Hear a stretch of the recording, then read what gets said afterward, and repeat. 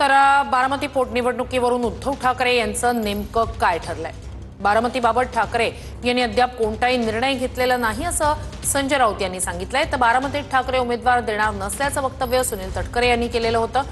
तर दुसरीकडे सुनेत्रा पवार यांनी पाठिंब्यासाठी उद्धव ठाकरे यांना फोनही केला होता। तर पोटनिवडणुकीवरून पक्षात चर्चा झाल्याचं संजय राऊत यांनी सांगितलंय।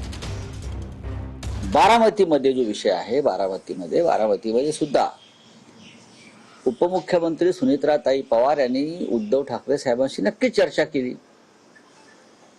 चर्चा होत असते।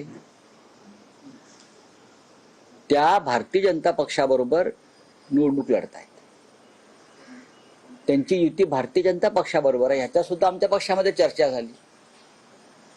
त्या काय महाविकास आघाडीचे उमेदवार नाही आहेत, त्या भारतीय जनता पक्ष आणि अजित पवार गट असे त्या संयुक्त उमेदवार असतील।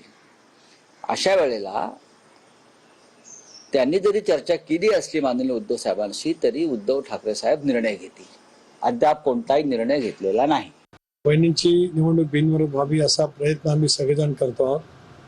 त्यामध्ये विशेष करून महाविकास आघाडी आदरणीय पवार साहेबांच्या पक्षाने उमेदवारी देणार नाही अशा बेचा अगोदरच घोषित केलं।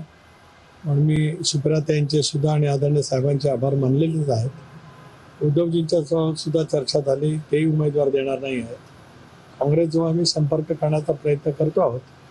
काँग्रेसचे अध्यक्ष खरगे साहेब यांच्याशी कदाचित आजपर्यंत आमचं बोलणं होईल आणि त्यांनाही आम्ही विनंती करणार आहोत, कारण ज्या पार्श्वभूमीवरती ही पोटनिवडणूक होते ती महाराष्ट्राच्या दृष्टिकोनातून सुद्धा एक संवेदनशील बाब आहे।